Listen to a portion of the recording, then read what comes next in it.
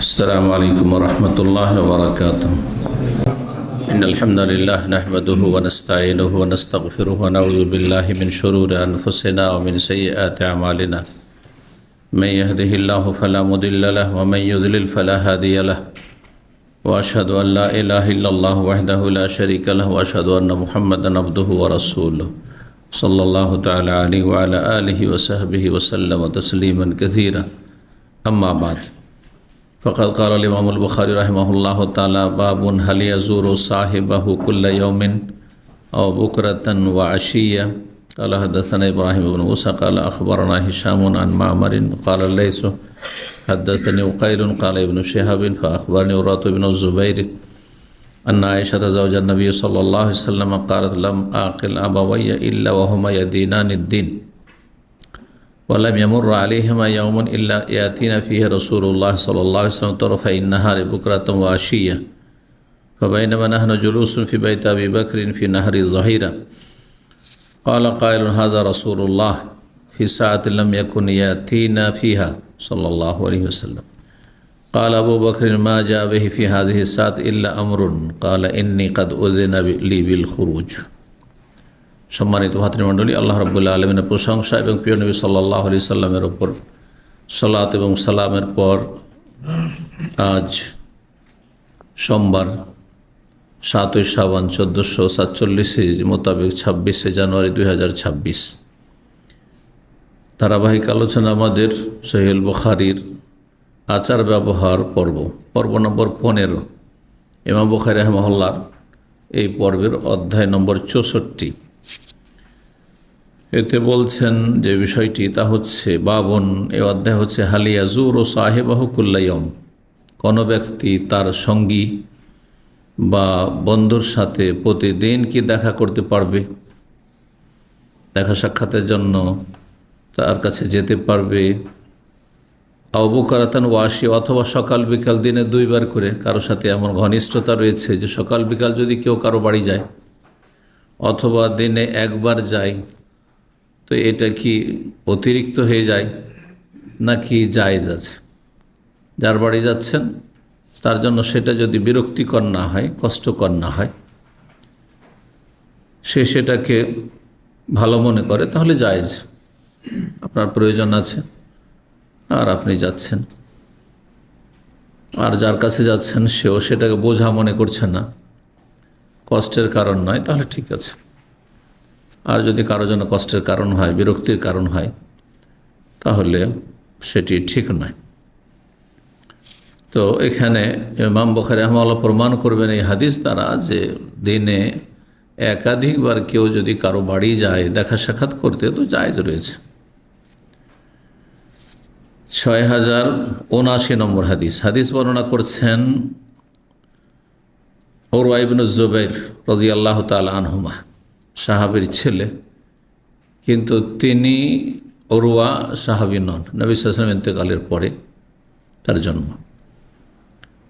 বলছেন আন্না আয়েশা যাওজান নবী সাল্লাল্লাহু আলাইহি ওয়াসাল্লাম কালাত, মা আয়েশা রাদিয়াল্লাহু তাআলা আনহা নবী সাল্লাল্লাহু আলাইহি ওয়াসাল্লাম সহধর্মিণী, তিনি বলেন: লাম আকিল আবাওয়াইয়া ইল্লা ওয়া হুমা ইয়াদিনানিদ-দ্বীন, আমি যখন থেকে আমার বাবা মাকে মনে রাখি বা যখন থেকে তাদের কথা স্মরণে হয়, তখন থেকে তারা দ্বীনে ইসলামের ওপর প্রতিষ্ঠিত ছিলেন।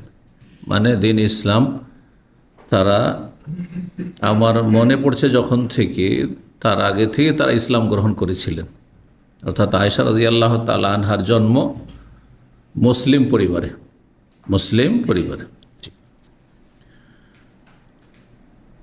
আমরা বলি না যে আমার মনে পড়া থেকে এরকমটাই দেখছি, তাই না, বাল্য জীবনে।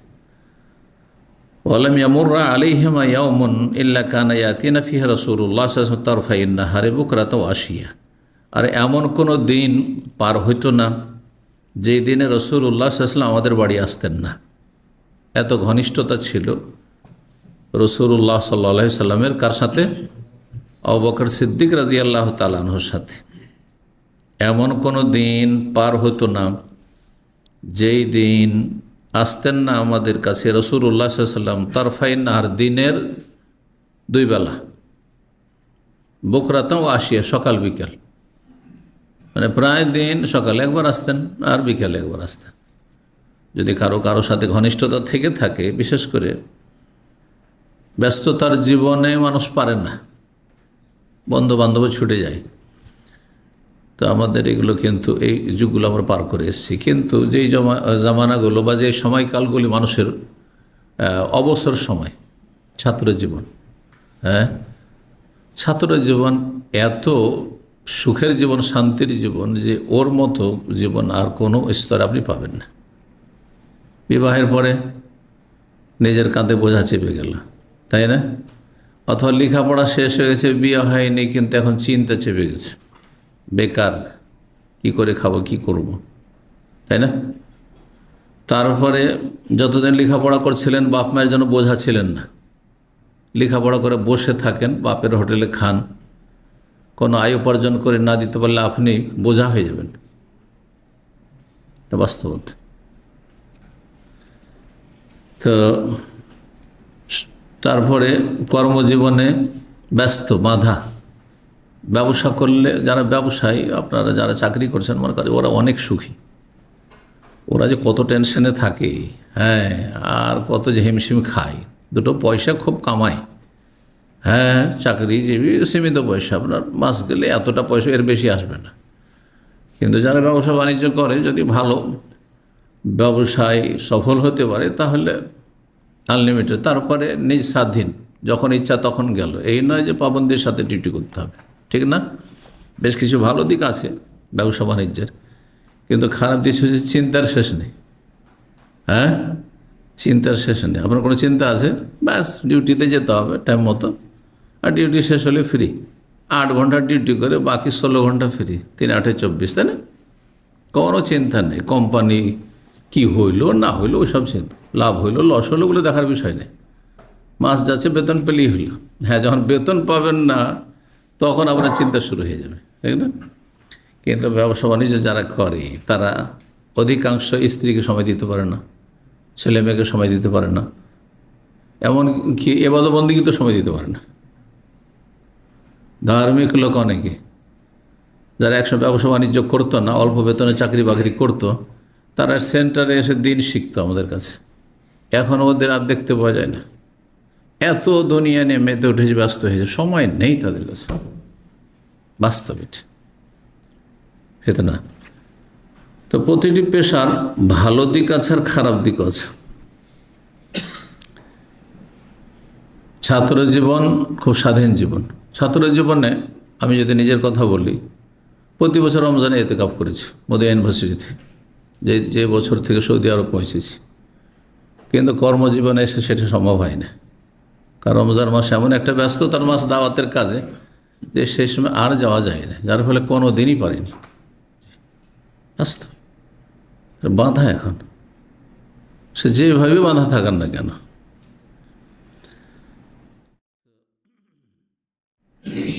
কি বলছিলাম, ছাত্র জীবনে বন্ধু বান্ধব যারা ঘনিষ্ঠ ছিল, বাল্য জীবনে বা যৌবনকালে, বিয়ের আগে, ওইসব বন্ধুদের সাথে এমন ঘনিষ্ঠতা ছিল যে আমাদের আঞ্চলিক ভাষা আছে, হয়তো আপনাদের এলাকাতেও আছে, নিজের বাড়ি খায় আর ওই দোস্তের বাড়ি গিয়ে হাত ধোয়, আছে না? এত খাতির, এত ঘনিষ্ঠতা। কিন্তু সেগুলো বিয়ের পরে আস্তে আস্তে কি হয়েছে, মনে হয় না যে এত ঘনিষ্ঠ বন্ধু ছিল, মাসকে মাস দেখা হয় না ওদের সাথে, দেশে থাকলেও গ্রামে থাকলেও হয় না, ওই খাতির নেই। তো বাল্য জীবনের বন্ধু ছিলেন আবু বকর সিদ্দিক রাদিয়াল্লাহু তাআলা আনহু, রাসূলুল্লাহ সাল্লামের 2.5 বছরের ছোট, কারণ 63 বছরে নবী সাল্লামের ইন্তেকাল, আর 63 বছরে আবু বকর সিদ্দিক রাদিয়াল্লাহু তাআলা ইন্তেকাল। আর নবী সাল্লাল্লাহু আলাইহি সাল্লামের ইন্তেকালের পরে 2.25 বছর খেলাফতে ছিলেন, খলিফা ছিলেন, তো 2 বছর, 2.25 বছরের ছোট বড়। এই সময়গুলি সমবয়স্ক না হলে আবার বন্ধুত্ব, গাঢ় বন্ধুত্ব হয় না, ঠিক না? বয়সের তারতম্যে ওইভাবে জমে না বন্ধুত্ব। তো মা আয়েশা রাদিয়াল্লাহু তাআলা বলছেন, এমনও কোনো দিন পার হতো না যেই দিনের 2 বেলা সকাল বিকেল আমাদের বাড়ি আসতেন না রাসূলুল্লাহ সাল্লাল্লাহু আলাইহি ওয়াসাল্লাম। মা আয়েশার সাথে বিয়ের আগে থেকে ছোটোকাল থেকে এরকম ঘনিষ্ঠতা ছিল। যখন থেকে মনে পড়ছে, স্মরণ হচ্ছে মা আয়েশা রাদিয়াল্লাহু, তখন থেকে তিনি তার বক্তব্য পেশ করছেন নবী সাল্লাল্লাহু আলাইহি ওয়াসাল্লামের সুসম্পর্ক সম্পর্কে। ফাবাইনামা নাহনু জুলুসুন ফি বাইতি আবি বকরিন ফি নাহরি জাহিরা, কোনো একদিন আমরা আবু বকর সিদ্দিক রাদিয়াল্লাহু তাআলা আনহুর বাড়িতে, মানে আমার বাবার বাড়িতে বসেছিলাম ঠিক দুপুরবেলা। ফি নাহরি জাহিরা, একেবারে দুপুরবেলা।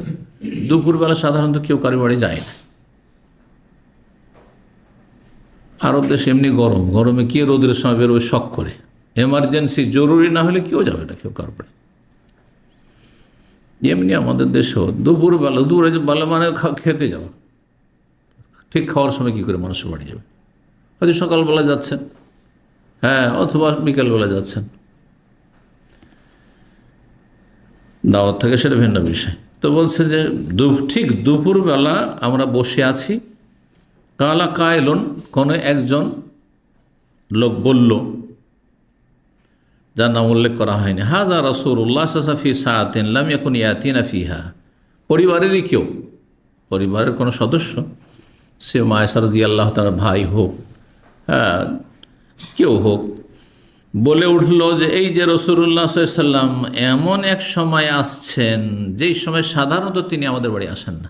সকালে আসেন আর বিকালে আসেন, বা সকাল বিকাল আসেন, কিন্তু দুপুরবেলা ঠিক প্রখর রৌদ্র, সেই সময় আসছেন। সাধারণত এই সময় তো আমাদের বাড়ি আসেন না, কিন্তু চলে আসছেন। তাহলে বাড়ি একটু দূরাদূরি ছিল। মক্কার ঘটনা, হিজরতের পূর্বে, যেই দিন হিজরত করবেন রাত্রে, সেই দিনের ঘটনা। কাল আবু বকর সিদ্দিক রাদিয়াল্লাহু তাআলা আনহু তখন বললেন এই লোকের উত্তরে, যে এ কথা বলল যে এমন এক সময় নবী সাল্লাল্লাহু আলাইহি ওয়াসাল্লাম আসছেন, দেখছি যে আমাদের দিকে আসছেন, আমাদের বাড়ির দিকে আসছেন, দূর থেকে দেখা যাচ্ছে যে সাধারণত তিনি আসেন না। আবু বকর বললেন, মা যাবে ফি হাযিহি সাআত ইল্লা আমরুন, এই সময় তিনি কোনো জরুরি কাজেই এসেছেন, হ্যাঁ, বিশেষ উদ্দেশ্যে এসেছেন, এমনিতেই দুপুরবেলা আসেননি,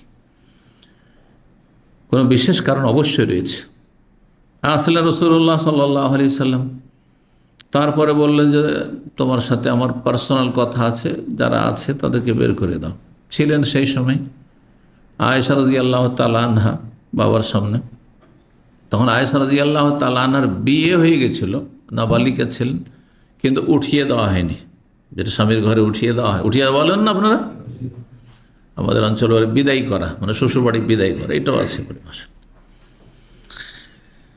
তো কালা নবী সাল্লাল্লাহু আলাইহি ওয়াসাল্লাম বললেন, ইন্নী কাদ ওযানা লি বিল খুরুজ, তার আগে বললেন যে পার্সোনাল কথা আছে, সবাইকে হ্যাঁ এখান থেকে বেরিয়ে যেতে বলো। তখন বললেন আবু বকর, জি ইয়া রাসূলুল্লাহ, কেউ তো নেই, আমি আছি, আপনি আছেন, আর এটা আপনার পরিবার, আপনার সাথে মেয়ের বিয়ে দিয়েছি, আর তো কেউ নেই, কথা তো বাইরে যাবে না। কালা নবী বলে, ইন্নী কাদ ওযানা লি বিল খুরুজ, আমাকে অনুমতি দেওয়া হয়েছে মক্কা থেকে বেরিয়ে যাওয়ার। কোথায় বেরিয়ে যাওয়ার? মদিনায় হিজরতের উদ্দেশ্যে, যে মক্কা ছেড়ে বেরিয়ে পড়ো। সাহাবায়ে কেরামগণ রাসূলুল্লাহ সাল্লাল্লাহু আলাইহি ওয়াসাল্লামের অনুমতিক্রমে হিজরত করেছিলেন। নবী সাল্লাল্লাহু আলাইহি ওয়াসাল্লামের পারমিশন যথেষ্ট ছিল তাদের জন্য, কিন্তু নবী সাল্লাল্লাহু আলাইহি ওয়াসাল্লামকে কেউ হুকুম দেবেন আর বিনা হুকুমে মক্কা থেকে ছেড়ে চলে যাবেন মাতৃভূমি ছেড়ে? না, নবী রসুল কখনো আল্লাহর বিনা হুকুমে নিজের জায়গা থেকে নড়বেন না। এই জন্য সাহাবীরা অনেকেই চলে গেছেন হিজরত করে, যখন অনুমতি পেলেন যে এত জুলম অত্যাচার হচ্ছে, আর দিন শিখা, দিনের প্রচার করা, দিন পালন করা খুব কঠিন হয়ে গেছে, মক্কায় তোমরা চলে যাও, মদিনার আবহাওয়া অনুকূলে, মদিনায় গিয়ে ইসলাম পালন করতে পারবে। সেখানে ইসলামের দিকে আগ্রহী লোকদের সংখ্যা যথেষ্ট আছে, আর তারা অলরেডি ইসলাম গ্রহণ করেছে, আর তারা সাহায্যের জন্য প্রতিশ্রুতি দিয়েছে। আর সেখানে গেলে তোমরা দিনের দাওয়াতের কাজ করতে পারবে, মানুষকে ইসলামের দিকে আহ্বান করতে পারবে, সেখানে চলে যাও। কিন্তু নবী সাল্লাল্লাহু আলাইহি ওয়াসাল্লাম বলে যে আমাকে যতদিন অনুমতি না দেওয়া হবে আমি আছি অনুমতির অপেক্ষায়। যেদিন অনুমতি পেলেন, দুপুরবেলা অনুমতি পেয়েছেন, সাথে সাথে ছুটেছেন, কারণ আবু বকর সিদ্দিক রাদিয়াল্লাহু জানাতে হবে, যেহেতু আগে থেকে কথা আছে, ইয়া রাসূলুল্লাহ আমি আপনার সাথী হতে চাই। এই হাদিসে এর আগে গিয়েছি, কিন্তু ঠিক আছে অপেক্ষা করো তাহলে। আমাকে অনুমতি দেওয়া হয়েছে মক্কা থেকে বেরিয়ে, তারপর রাতে বেরিয়ে পড়লেন। আর বেরিয়ে গিয়ে মদিনা যেদিকে তার উল্টো দিকে সৌর পাহাড়, গাড়ে সৌর, এই সৌর পাহাড়ের গুহায় 3 দিন অবস্থান করলেন। আর তারপরে যখন তল্লাশি একটু কমে আসলে তখন সেখান থেকে হিজরতের সফরে রওনা দিলেন। জি, 65 নম্বর অধ্যায় বাবু জিয়ারা। এই অধ্যায় হচ্ছে কারো সাথে সাক্ষাৎ করা। জিয়ারা মানে আজকাল বুঝছেন, এই যে জিয়ারার ভিসা খুলেছে আরব দেশে, সেজন্য জিয়ারা শব্দটি বুঝছেন, তাই না? জিয়ারা মানে কি? ভিজিট। ইংরেজিতে জিয়ারা মানে হচ্ছে ভিজিট। জিয়ারা মানে পরিদর্শন, কাউকে দেখতে যাওয়া। তো আপনার পরিবার এই যে জিয়ারা ভিসা আসছে মানে আপনাকে দেখতে আসছে, বা আপনজন প্রিয়জন কাউকে দেখতে আসছে, অথবা মক্কা মদিনা দেখতে আসছে। জিয়ারাতুল মদিনা, মদিনা জিয়ারত বলছেন না, মদিনা জিয়ারত। কবর জিয়ারত কেন বলছেন? কবর দেখতে যাও। কবর জিয়ারত মানে কি? কবর দেখতে যাওয়া। কবর জিয়ারত মানে কবরে গিয়ে কবরবাসীর জন্য দোয়া করা শর্ত না, বুঝছেন না? কবর দেখতে যায় কিসের জন্য? কয়টা কাজের জন্য? শরীয়ত সম্মত কয়টি কাজের জন্য? 2টি কাজের জন্য। কে বলতে পারে? যে বলবে হাত তুলবে। বলি তো দিল 2টি কাজ, বলেন। কবর জিয়ারত করছেন আর বুঝবেন না যে কি কাজে যাচ্ছেন আপনি? আখেরাত ফাইন্নাহা তুযাক্কিরুকুমুল আখিরাহ। কবর জিয়ারত করলে পরকাল স্মরণ হবে, এটি ফায়দা। তো এটা কার ফায়দা? যে জিয়ারত করলো, জীবিত মানুষ যে গেল তার লাভ হইল। আর একটি ফায়দা, আরেকটি উদ্দেশ্য হচ্ছে মৃত ব্যক্তির জন্য দোয়া করা। তো জিয়ারত করতে গেলে সাধারণত একজন মুসলিমের কবর জিয়ারত করলে তাদের জন্য দোয়া করে, সেই জন্য এটি আর একটি উদ্দেশ্য। কিন্তু এমনি জিয়ারত মানে দোয়া করা হয় না। দোয়া মানে দোয়া, আর জিয়ারত মানে হচ্ছে দেখা। কবর জিয়ারত করলেই, যদি দোয়া নাও করেন, কবর দেখলেই এ কথা মনে হবে যে আমার আব্বা মারা গেছে, এটা আব্বার কবর, মা মারা গেছেন, দাদি মারা গেছেন, দাদা মারা গেছেন, নানি মারা গেছেন, নানা মারা গেছেন, এই আমার গ্রামবাসী মারা গেছেন, অমুক ছেলে মারা গেছেন, আমার চাইতে অনেক বেশি বিচক্ষণ ছিলেন, অনেক বেশি পরিষ্কার ছিলেন, আল্লাহওয়ালা ছিলেন, এই সেই ছিলেন, বড় নেতা ছিলেন, রাষ্ট্রপতি, প্রধানমন্ত্রী সব মরেছে। সুতরাং আমাকে একদিন মরতে হবে। মনে আসবে না? আসবে না? আখিরাত, পরকাল, কবরে জীবন স্মরণ আসবে। দুনিয়া তখন আপনার সামনে ছোট হয়ে যাবে, সংকুচিত হয়ে যাবে। কারণ দুনিয়ার লোভ লালসা এত বেশি বৃদ্ধি পেয়েছে যে আপনি মরার কথা কল্পনাই করেন না। অধিকাংশ মানুষের অবস্থা এরকম, ভাবছে যে অন্য লোকেরাই মরছে, আমি কতদিন আরও বাঁচব, কতদিনের কর্মসূচি হাতে নিয়ে আছে, কত কি করব, আশা আকাঙ্ক্ষার শেষ নেই। নবী সাল্লাল্লাহু একটি হাদিস উদাহরণ দিয়েছেন, দাগ টেনে, এই যে মরণ এখানে মত পেতে আছে, মালাকুল মত, রূহ কবজ করার জন্য। আর লোভ লালসার জন্য লম্বা একটা দাগ দিয়েছেন। লোভ লালসা ওই যে মরণ যেখানে ওত পেতে বসে আছে মালাকুল, সেখান থেকে অনেক দূরে গিয়ে এখানে চলে গেছে, এত দূরে লোভ লালসা পৌঁছে গেছে। আপনার এই লোভ লালসা আর এইসব স্বপ্ন আর এইসব টার্গেট, উদ্দেশ্য কিছুই পূরণ হবে না, তার অনেক আগে দুনিয়া থেকে চলে যাবেন আপনি। এটা সবার ক্ষেত্রে। আপনি ভাববেন না যে আমি অনেক দিন বেঁচে থাকবো, হতে পারে এখনই শেষ, এখনই শেষ, আল্লাহ ভালো জানেন। সুতরাং সবসময় প্রস্তুতি নিয়ে থাকেন। প্রস্তুতি নেওয়া হচ্ছে যে এখনই মরলে যাতে জাহান্নামে না যেতে হয়, এখনই যদি মওত হয়ে যায় তো আমি যেন জান্নাত পাই। চিন্তা করুন, যেই ব্যক্তি নামাজ পড়েন না অথবা 4 ওয়াক্ত পড়েন, ফজর পড়েন না, আর সূর্য উঠিয়ে দিলেন, ওই সময় যদি মালাকুল মওত চলে আসে, আপনি কী আশা করছেন? জান্নাত যেতে পারবেন? রহমতের ফেরেশতা নিয়ে যাবে রূহ, না যাবে ফেরেশতা? আসামি, অপরাধী আপনি। হারাম দেখতে দেখতে অধিকাংশ লোকের আজকাল এই মোবাইলের ফেতনার যুগে হারাম দেখতে দেখতে ঘুমিয়ে যাচ্ছে। অধিকাংশ মানুষের মরণ হচ্ছে ঘুমের অবস্থায়, ঘুমের অবস্থায় মরণ হচ্ছে, আর ফিরে না, ঘুমিয়েছে তো আর ফিরেনি। তাহলে আপনি যে হারাম দেখতে দেখতে দেখতে দেখতে ঘুমিয়ে গেলেন, এই অবস্থায় তো মরণ হয়, তো যাবেন কোথায়? আপনি জান্নাতে যেতে পারবেন? কবর আযাব থেকে বাঁচতে পারবেন? এই বিষয়টি চিন্তার বিষয়। এগুলিতে মানুষের জীবনে সংশোধন হয়, যেন সবসময় আপডেট হয়ে থাকুক। জি, কোম্পানির হিসাব নিকাশ মাসের মাস, দৈনিক বা সাপ্তাহিক আপনি আপডেট করে রাখছেন, যাতে যে কোনো সময় যারা টাকা পয়সা নাড়াচাড়া করেন কোম্পানিতে, হ্যাঁ, কেনাকাটা পারচেজিং করছেন ইত্যাদি, এইসব বা হিসাব নিকাশ আছে, সব রেডি করে রাখছেন, যাতে যে কোনো সময় হিসাব হইলে রেডি আছে। আর হিসাব যদি এলোমেলো হয়ে থাকে তো মহা বিপদ হয়ে যাবে, হিসাবে দিতে পারবেন না, শেষে আপনার ভালো বেতনের রুজি চলে যাবে। হচ্ছে না? অথচ হয়তো আপনি বেইমানি করেননি, কিন্তু আপনি হিসাব ঠিকভাবে না দিতে পারার কারণে আপনি বুঝেইতে পারলেন না আপনি হিসাবকে সবাই ক্লিয়ার রাখেন। ওই রকমই দুনিয়ার উদাহরণ দিয়ে আখিরাতকে বোঝার চেষ্টা করুন। আল্লাহ তৌফিক দান করুন। চিন্তা করুন, আপনি মানুষের কাছ থেকে টাকা পয়সা ধার কর্জা নিয়ে রেখেছেন, সব চলছে আপনার, শুধু এই ধারের টাকাটা পেমেন্ট করছেন না। এই অবস্থায় মালাকুল মত চলে গেলেন। স্পষ্ট হাদিস রয়েছে, আল্লাহ কখনো মাফ করবেন না। জাহান্নামের আযাব, আগুন জ্বলতে থাকবে কবরে, যতক্ষণ পর্যন্ত আপনার পক্ষ থেকে পরিশোধ না করা হবে। এক সাহাবীর ক্ষেত্রে নবী সাল্লাল্লাহু আলাইহি ওয়াসাল্লাম বলছেন, মাত্র একটা দিনার অথবা একটা দিরহাম, সামান্য কয়টা টাকা ছিল, তারপর ঋণ ছিল। একজন লোক দায়িত্ব নিয়েছে, আর নেওয়ার পরে তারপর 2-3 দিন লেট হয়ে গেছে, মারা গেছে ওই লোক। আর মারা যাওয়ার সময় নবী সাল্লাল্লাহু আলাইহি ওয়াসাল্লাম জানাজা পড়তেন না যদি ঋণ কর্জা থাকতো। একজন বলে, ইয়া রাসূলুল্লাহ, আপনি জানাজা পড়েন, সাল্লি আলাইহি, হ্যাঁ, ও আলী দাইনহু, ওর ঋণটা আমি পরিশোধ করে দেবো, আমি জামানত নিলাম। তারপর লোকটি আছে, দিছি করে 1-2 দিন হয়ে গেছে। নবী সাল্লাল্লাহু আলাইহি ওয়াসাল্লাম জিজ্ঞাসা করছে যে, ওই যে তুমি দায়িত্ব নিয়েছিলে, জামানত নিয়েছিলে, টাকাটা পরিশোধ করেছ ওই মৃত ব্যক্তির পক্ষ থেকে? বলছি, ইয়া রাসূল, এখনই করছি। করিয়ে এসে বলছে যে, হ্যাঁ, ঋণটা পরিশোধ করলাম। যে আল আন বারেদাত জিলদাতু, দাও দাও করে আগুনে জ্বলছিল, এখন তার শরীরটা এখন ঠান্ডা হইল। চিন্তা করুন আপনি, অথচ কোনো ব্যাপার মনে করছেন না আপনি। এই জন্য একজন জ্ঞানী মানুষ, একজন পরেশগার মানুষ, একটা টাকা কেউ আমার কাছে পাবে আর আমি রাত কাটাবো, এমনটা যেন না হয়। কেন ভাই, আজকে রাত তো মরে যেতে পারি, আমার একটা টাকা তো আমার পরিবারও জানে না, আর জানলেই যে দেবে এটা জরুরি না। অনেকের পরিবার জানছে, দেবে না।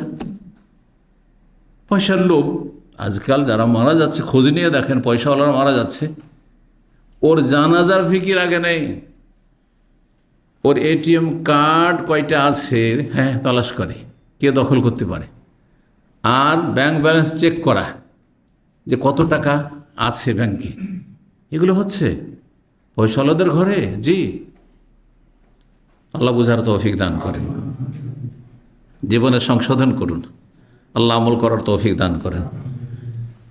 বাবু জিয়ারা দুনিয়ার জিয়ারত থেকে আখিরাতের জিয়ারতে চলে গেছে, তাই না? জি, বাবু যে এই অধ্যায় হচ্ছে কারো সাথে সাক্ষাৎ করা সম্পর্কে। হাদিস রয়েছে, ওমান যারা কওমান ফাত, ইমাম বুখারী রাহিমাহুল্লাহ বলছেন আর একটি মাসালা, কেউ যদি কোনো একটি সম্প্রদায় অথবা কোনো পরিবারে বা কোনো ব্যক্তির আপনি কি করলেন, জিয়ারত করলেন, মানে তার সাথে সাক্ষাৎ করলেন, দাওয়াত টাওয়াত ছিল না, এমনি তার বাড়ি দেখা করতে গেলেন, আর তারপরে সে খেতে বলল, আর তার সাথে খেয়ে নিলেন, এটা ঠিক হবে কি না? নাকি আগে থেকে দাওয়াত না থাকলে খাবেন না? হ্যাঁ, খাওয়া যাবে, খাওয়া যাবে। যদি সে খাওয়াই স্বতঃস্ফূর্তভাবে তাহলে খাবেন, কিন্তু আমাদের দেশাচার আবার এমনি, হ্যাঁ, এমনিতে বলে, মন থেকে বলে না, বুঝছেন না? আসেন না, নেই, আসেন খাওয়া দাওয়া করেন, কেউ খাওয়া দাওয়া করছে আর আপনি গিয়ে পৌঁছে গেছেন, আসেন খাওয়া দাওয়া করেন, বসে যান তো ও মনটা খারাপ হবে, বুঝছেন না? খাবার দাবার এমনি হয়তো কম আছে, অথবা মনটা ছোট আছে, খাবার বেশি থাকলে মনটা ছোট আছে, খাওয়াইতে চাই না, কিন্তু সামাজিকতা, বুঝেন তো, সামাজিকতা আমাদের দেশে এমনি বলবে, হ্যাঁ, আমাদের দেশে এইখানে আরো ফাদ্দাল ইয়া আল্লাহ, কিন্তু আসলে ইয়া আল্লাহ বসে গেলে বিপদ, কথা বুঝছেন? আচ্ছা, ফাদ্দাল বললেই বসে যাবেন আপনি, এই কাজ কখনো করবেন না আপনি। এই সাথী বন্ধুরা অনেকে এইখান থেকে জুমার দিনে বেশি সারাদিন থাকছেন তো আপনারা দার্সের জন্য, অনেক সময় হয়তো সামাজিকতার জন্য চা খেতে ডাকছে, চলেন একটু যাই, চলেন নাস্তা পানি করে আসি, এত অভদ্র হবেন না যে ডাকলেই চলে যাবেন আপনি। অনেক সময় ডেকে দিয়ে ফেঁসে যায় মানুষ, মানে সামাজিকতার জন্য ডেকেছে, আপনাকে অন্তর থেকে ডাকেনি। কথা বলছেন না? আর একবার খাওয়াইলে আরেকবার আপনাকে খাওয়াইতে হবে, এটা চিন্তা করতে হবে। এই নয় যে আমি বারবার খেতেই থাকবো, এই জন্য না খাওয়াই ভালো। না খাবেন না, আপনার ঋণ থাকবে, পরের খাবেন না, ঋণও থাকবে না আপনার। তো বলছেন অমান যারা কমান, কেউ যদি কারো সাথে সাক্ষাৎ করে ফাতায়মাইন, তাদের বাড়িতে খাবার খেয়ে নেয় তো চলবে কি না? যদি স্বতঃস্ফূর্তভাবে মনের খুশির সাথে খাওয়ায়, আগ্রহের সাথে, তাহলে ঠিক আছে, ওটা বোঝা যায়, খাতিরে বোঝা যায় ওর সাথে এরকম খাতির আছে কি না। তারপরে কথাবার্তা বোঝা যায়। একবার আমি না না না না খাওয়া দাওয়া না, ছাড়ছে না ও, তাহলে সে আসলে খাওয়াইতে চায়। ও যারা সালমান আবার দারদা, দলিল হিসাবে একটি হাদিস বর্ণনা করেছেন, হাদিসের একটা অংশ।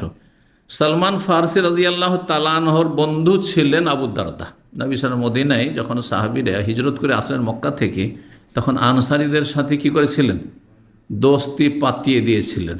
আমরা দোস্তি পাতানো বলি, মানে বন্ধুত্ব, ভ্রাতৃত্ব বন্ধন করে দিয়েছিলেন, যে এই ব্যক্তি এই ব্যক্তির বন্ধু, এই ব্যক্তি এই ব্যক্তির ভাই। একটা তো মুসলিম ভাই আছে, সবাই মুসলিম ভাই, কিন্তু বিশেষভাবে এই লোক, এই লোকের, এই মুহাজির, এই আনসারীর কি ভাই, এই ভ্রাতৃত্ব বন্ধন কায়েম করে দিয়েছিলেন। তো সালমান ফারসি রাদিয়াল্লাহু তাআলা আনহু, তিনি মদিনার লোক ছিলেন। আবু দারদার সাথে তার বন্ধুত্ব স্থাপন করে দিয়েছিলেন। তো একদিন সালমান ফারসি আবু দারদার সাথে সাক্ষাৎ করল নবী সাল্লাল্লাহু আলাইহি ওয়াসাল্লামের জীবদ্দশায়। ফাকালা ইনদাহু, তার বাড়িতে খাবার খেয়েছিলেন, তার বাড়িতে খাবার খেয়েছিলেন সালমান রাদিয়াল্লাহু তাআলা আনহু।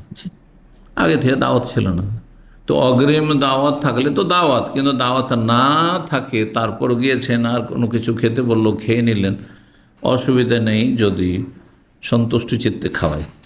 6080 নম্বর হাদিস বর্ণনা করেছেন আনাস বিন মালিক রাদিয়াল্লাহু তাআলা আনহু, তিনি আন্না রাসূলুল্লাহ যারা আহলা বাইতি মিনাল আনসার, রাসূলুল্লাহ সাল্লাল্লাহু আলাইহি সাল্লাম আনসারীদের কোনো একটি পরিবারের সাথে সাক্ষাৎ করলেন।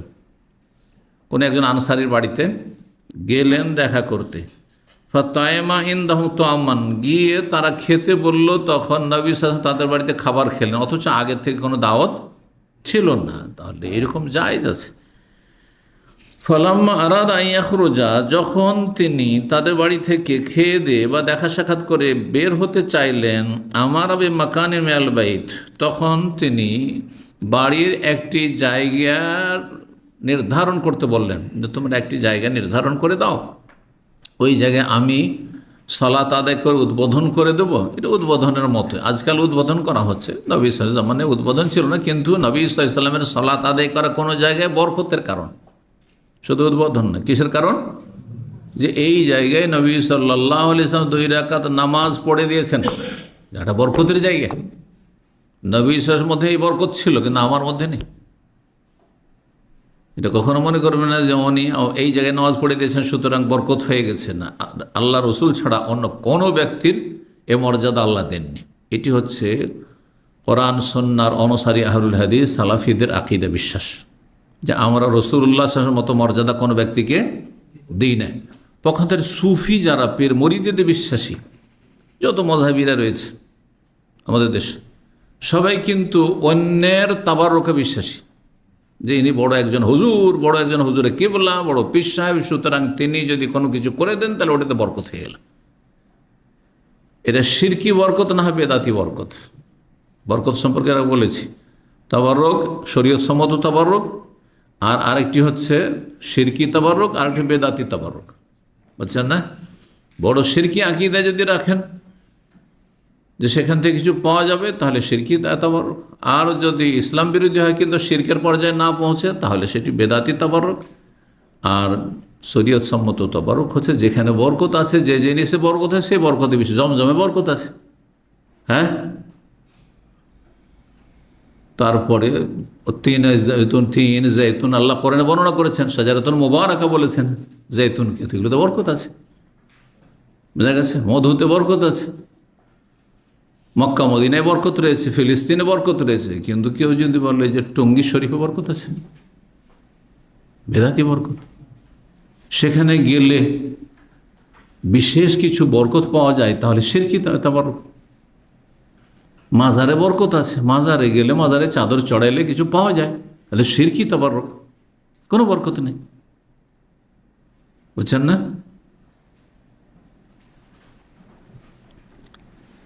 তো রাসূলুল্লাহ সাল্লাল্লাহু আলাইহি ওয়াসাল্লাম আনসারীদের এক পরিবারের সাথে সাক্ষাৎ করলেন। ফাতাইমা ইনদাহু তাআমান, তাদের বাড়িতে খাবার খেলেন। যখন বের হতে চাইলেন তখন একটি জায়গা নির্ধারণ করতে বললেন বাড়িতে, যে একটি জায়গা দেখিয়ে দাও, যেই জায়গায় আমি নামাজ পড়ে দেবো, তোমরা সেই জায়গায় নামাজ পড়বে। জি। ফানুদিয়া লাহু আলা বিসাতিন, নামাজ পড়ার জন্য যে একটা জায়গা দেবেন, তো নতুন কোনো চাটাই নেই। চাটাইকে পাটিও বলি আমরা, বুঝেন না? বুঝেন পাটি শব্দটি? এক যুগ ছিল ওই জায়নামাজ ছিল না, আমরা ছোটোকালে, হ্যাঁ, তখন ওই খেজুর পাতার, না হয় তাল পাতার, বিভিন্ন পাতার কি হইতো, পাটি তৈরি হইতো বা চাটাই তৈরি হইতো। তো একটি পুরাতন হয়েছে, ধুলো বালি লেগে ময়লা হয়ে গেছে, এইরকম একটি চাটাই ছিল। ফানুদিয়াল্লাহু আলা বেসাতিন, একটি চাটায় পানি ছিটিয়ে একটু পরিষ্কার করে দেওয়া হয়। ময়লাটা যদি পড়ে থাকে কোনো চাটায়ে, তাহলে একটু পানি ছিটিয়ে দেন, তারপরে মুছে দেন, তাহলে ময়লাগুলো পরিষ্কার হয়ে যাবে, ঠিক না? এই কাজটি করা হলো। ফাসাল্লা আলিহে, তারপরে তার উপর নামাজ পড়লেন। সালাত আদায় রাসূলুল্লাহ আল্লাহম, এবং এই পরিবারের লোকজনের জন্য দোয়া করে দিলেন রাসূলুল্লাহ সাল্লাল্লাহু আলাইহি ওয়াসাল্লাম। রাসূলুল্লাহ দোয়া আল্লাহর কাছে কবুল হইত। এবং ওয়াসাল্লি আলাইহিম, আল্লাহ কোরআনে বলছেন তাদের জন্য দোয়া করো। ফাইন্না সালাতাকা সাকানুল লাহুম, হে নবী তোমার দোয়া তাদের জন্য প্রশান্তির কারণ হবে। নবী সাল্লাল্লাহু আলাইহি ওয়াসাল্লামের দোয়া পাওয়া একটা মানুষের মানসিক শান্তি, শারীরিক শান্তি, পারিবারিক শান্তি, সার্বিক শান্তি তাতে রয়েছে। আল্লাহ কোরআনে বলেছেন, আমার আপনার দোয়া আপনার জন্য শান্তির কারণ নাও হইতে পারে, কিন্তু ভালো মানুষের দোয়াতে যদি কেউ শান্তি পায় তো এটা কোনো ইসলাম বিরোধী নয়। কারণ যিনি ভালো মানুষ তার আশা করা যায় যে দোয়া কবুল হবে, আশা করা যায়। কিন্তু নবী ইসলামের ক্ষেত্রে নিশ্চিত নবী ইসলাম মুস্তাজাবুদ দাওয়া, তার দোয়া অবশ্যই কবুল হয়েছে বা কবুল হবে। জি, সেই জন্য তাতে নিশ্চিত শান্তি। আর আমার আপনার দোয়াতে শান্তি আছে। অনেক সময় বড় মানুষ যদি আপনার জন্য দোয়া করে দেয়, পরেশগার মানুষ, তাহলে আপনি তার শান্তি পান। শান্তি পাই না যে আমার ছেলেটার জন্য দোয়া করে দিয়েছে বা আমার জন্য দোয়া করে দিয়েছে, তো এই শান্তি ইসলামে স্বীকৃত, অসুবিধা নেই। ভালো মানুষের দোয়াতে শান্তি। ৬৬ নম্বর অধ্যায় হচ্ছে বাবু মান্তা জাম্মাল লিল ওফদ। এই অধ্যায় হচ্ছে কোনো ব্যক্তি যদি প্রতিনিধি দলের আগমনের উদ্দেশ্যে সৌন্দর্য গ্রহণ করে, মানে ভালো পোশাক পরিচ্ছদ পরিধান করে। যখন অতিথি মেহমান আসবে, কোনো একটা প্রতিনিধি দল আসবে, কোনো একটা ডেলিগেট আসবে, কেউ সাক্ষাৎ করতে আসছে, তখন একটু ভালো কাপড় চোপড় পরলেন, তো এটা চলবে না? চলবে না? না এটা লোক দেখানো কাজ হয়ে যাবে? ধরেন আমি অফিসে বসে আছি, এমনিতে বসে আছি, টুপিটাও খুলে রেখে দিচ্ছি, এটাও খুলে রেখে দিয়েছি, একজন মেহমান আসছে, তখন টুপিটা নিলাম আর তারপর এটা নিলাম, জায়েজ কিনা? এগুলো হচ্ছে বাস্তব মাসলা। হ্যাঁ, কেউ বলবেন না এটা কেন করলেন, তো আপনি লোক দেখানো না? লোক দেখানো না, কোনো মানুষ আসলে তার জন্য সাজগোজ করা, হ্যাঁ, এটা বাঞ্ছনীয়, ভালো জিনিস, পছন্দনীয়। এই হাদিস দ্বারা তা প্রমাণিত। ৬০৮১ নম্বর হাদিস বর্ণনা করছেন সালেম বিন আবদুল্লাহ। কাল আলী সালেম বিন আবদুল্লাহ, সালেম বিন আবদুল্লাহ বিন ওমর রাদিয়াল্লাহু তাআলা আনহুর ছেলের ঘরের নাতি, পোতা সালেম ছিলেন, বড় ইমাম ছিলেন, তাবেঈনদের জামানার ফকিহ ছিলেন। তিনি বললেন, আমাকে কে বলছেন? ইয়াহিয়া বিন আবি ইসহাক বলছেন, মাল ইস্তিবরাক, তুমি জানো ইস্তিবরাক কাকে বলে? ইস্তিবরাক এক ধরনের রেশমের কাপড়, কিন্তু কোন ধরনের রেশম? রেশমের কাপড় তো মেলা রকম আছে, মোটা সুতা আছে, চিকন সুতা আছে, খুব ফ্যান্সি আছে, বিভিন্ন রকম, মাঝামাঝি আছে। তো বলছেন যে কুল তো মা গালুজা মিনাদ দিবাজ ও হাসানা মিনহ, যেই রেশম মোটা সুতার রেশম, মানে রেশমের মোটা কাপড়কে ইস্তিবরাক বলা হয়। এবং ওয়াহাসনা মিনহ, এবং বেটি খুব সুন্দর। অনেক সময় মোটা কাপড়ও সুন্দর হয়, মোটা শীতের কাপড় যে ব্যবহার করছেন সুন্দর না? হ্যাঁ, মোটা কাপড় কিন্তু সুন্দর হইতে পারে। জি। কাল সামিত আবদুল্লাহ, আমি আবদুল্লাহ বিন ওমর থেকে শুনেছি, ইয়াকুল রা ওমর আলা রাজুলিন। আবদুল্লাহ বিন, এখানে আবদুল্লাহ মানে আব্দুল মাসউদ নয়, কারণ ঘটনা বর্ণনা করেছে সালেম তার পিতা সম্পর্কে, তার পিতা আবদুল্লাহ বিন ওমর। তো আবদুল্লাহ মানে সালেম তার আব্বা থেকে শুনেছেন, তিনি বলছেন যে ওমর রাদিয়াল্লাহু তাআলা আনহু দেখলেন আলা রাজুলিন, কোনো একজন লোকের গায়ে হুল্লাতান, এক জোড়া কাপড়, কিসের? মিন ইস্তাবরাক, রেশমের, মোটা রেশমের দুটো কাপড় পরিধান করে আছে একজন লোক। সেই লোক জরুরি নয় যে সে মুসলিম ছিল, কারণ মদিনায় ইহুদিরা বসবাস করত। হ্যাঁ, মুশরিকও থাকতে পারে, মদিনা আসতো মুশরিকরা তখন। মক্কা বিজয়ের পরে আল্লাহ ঘোষণা করে দিলেন যে ইন্নামাল মুশরিকুনা নাজাসুন ফালা ইয়াকরাবুল মাসজিদাল হারাম বাদা আমি হাযা। মসজিদ হারামের ধারে কাছেও যেন, মানে হুদুদ হারামের ভিতরে যেন কোনো কাফের মুশরিক না আসে। মদিনার ক্ষেত্রে যদি সরকার মনে করে যে প্রয়োজন আছে তো জায়েজ আছে, কোরআন হাদিসে অকাট্যভাবে নিষেধ নেই। এই মশলা জেনে রাখতে হবে, কারণ অনেকে জানেন না, মনে মক্কা মদিনা একই রকম, কিন্তু না, এমনটা নয়। না যারা খ্রিস্টানরা এসেছিল ইসলাম সম্পর্কে জানার জন্য এবং ইসলাম সম্পর্কে কথোপকথনের জন্য, এবং তাদেরকে নবী সাল্লাল্লাহু আলাইহি ওয়াসাল্লাম বুঝিয়েছেন। প্রতিনিধি দল এসেছিল খ্রিস্টান, বেশ কিছু সংখ্যক তারা ছিল, আর কয়েক ঘন্টা তারা বসেছে মদিনায়, তাদেরকে নবী সাল্লাল্লাহু আলাইহি ওয়াসাল্লাম ইসলামের দাওয়াত দিয়েছে। কিন্তু অধিক নিরাপত্তার জন্য যদি মুসলিম শাসক মনে করে যে অমুসলিমদের মদিনায় প্রবেশ নিষিদ্ধ, তো সেই অধিকার সরকারের আছে নিরাপত্তার জন্য। তো এক লোক সে কাপড় পরিধান করে, জোড়া কাপড়, হুল্লা বলা জোড়া কাপড়, এহরামের যেমন দুটা জোড়া কাপড় থাকছে ওই রকম, কিন্তু কিসের ছিল সেগুলি? মোটা রেশমের কাপড় ছিল। ফাতা বিহান নবী সাল্লাল্লাহু আলাইহি ওয়াসাল্লাম, সেই জোড়া কাপড়টি নবী সাল্লাল্লাহু আলাইহি ওয়াসাল্লামের কাছে নিয়ে আসলেন ওমর রাদিয়াল্লাহু তাআলা আনহু। অনেক সময় যারা ফেরিওয়ালা বিক্রি করে, আজকাল তো ফেরিওয়ালা উন্নতি করেছে, ঠিক না? আর এবার দেখে এলাম যে ফেরিওয়ালারা এতে আপনার বাইকে, মোটর সাইকেলে করে কি বিক্রি করছে? ফেরি করছে, হাঁড়ি বাসন আর কাপড় চোর সব কিছু চারিদিকে ভর্তি, হ্যাঁ, বিক্রি করছে। আমরা এককালে আজকে থেকে 10-20 বছর আগে দেখেছি সাইকেলে ফেরিওয়ালাদেরকে, তার আগে আমাদের যৌবনকালে দেখেছি বা ছোটোকালে দেখেছি মাথায় নিয়ে, হ্যাঁ, মাথায় করে বিক্রি করে বাড়িয়েছে। হ্যাঁ, কাঁধে করে কাপড়, হ্যাঁ, কাঁধে ঝুলাচ্ছে, চাদর বিক্রি করতে আসছে বা কাপড় শাড়ি বিক্রি করে কাঁধে ঝুলাচ্ছে গ্রামে, ঠিক না? তো হইতে পারে ওইরকমই ছিল। তো সেই জোড়া কাপড়টি নবী সাল্লাল্লাহু আলাইহি ওয়াসাল্লামের কাছে নিয়ে আসলেন, বললেন ইয়া রাসূলুল্লাহ, আল্লাহ রাসূল, ইশতারি হাযিহি, এই কাপড়টি আপনি খরিদ করে নেন। নবী সাল্লাল্লাহু আলাইহি ওয়াসাল্লামের কাছে পয়সা আছে, হচ্ছে ওমর রাদিয়াল্লাহু আনহু পয়সা নেই। তো ফালবাসালি অফদিন নাস, আর তারপরে এটা আপনি পরিধান করবেন যখন প্রতিনিধি দল আসবে তখন। তাহলে বোঝা, প্রতিনিধি দল, বাইরের কোনো মেহমান বিশিষ্ট ব্যক্তি যদি আসে আর তার জন্য আপনি ভালো পোশাক পরেন, তো সেটি পছন্দনীয় কাজ। আর এটা পরম্পরা চলে আসছে আগে থেকে। ওমর রাদিয়াল্লাহু তাআলা এটা দেখেছেন যে কোনো বিশিষ্ট ব্যক্তি আসলে তার জন্য একটু ভালো কাপড় পরিধান করে। এখান থেকে আপনি ফিকহি মাসলা মেলা ইস্তেমবাদ করতে পারেন। তার মধ্যে একটি হচ্ছে অফিস ড্রেস, ঠিক না?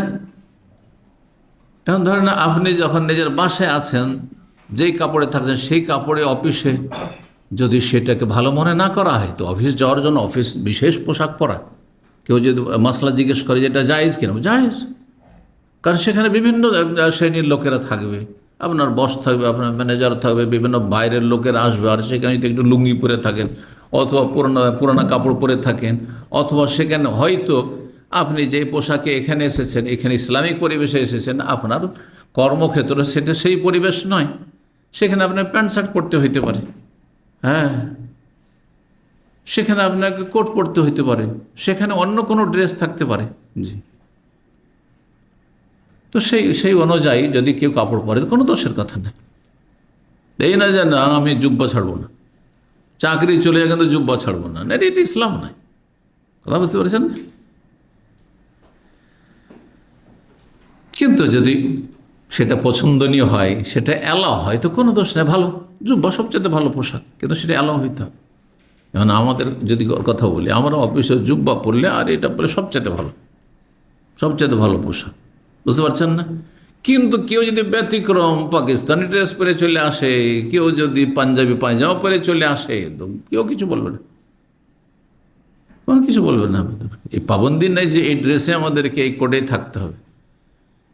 তাহলে আমরা আমাদের এখানকার পরিবেশ অনুযায়ী আমরা পোশাক পরব। ঠিক আপনারাও যে যেখানে কর্মস্থলে আছেন সেখানে, এখন যারা ওয়ার্কশপে কাজ করছেন, ধুলোবালি ময়লা আবর্জনা, সেখানে সেই রকম কাপড় পরে ধ্যান করে যাবেন, ঠিক না?